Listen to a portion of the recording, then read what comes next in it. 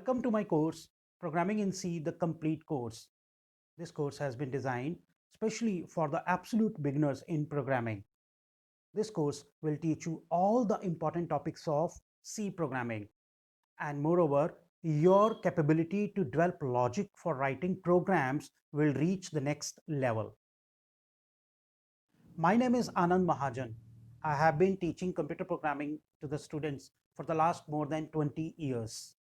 I have been creating online courses related with programming in C, C++, Java, Python, data structure, etc. I am assisted by my wife Neena Mahajan, who also possesses a vast experience in teaching basic mathematics and programming. I have designed this course by leveraging my experience of more than 20 years in the field of C programming. Moreover, I have adopted an easy to understand approach so that novices they do not feel intimidated by the programming.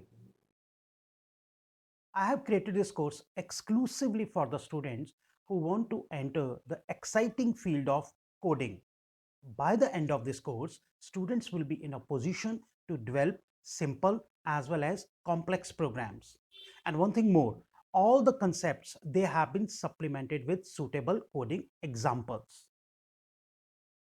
As far as prerequisite for undergoing this course is concerned, no prior knowledge of programming is required.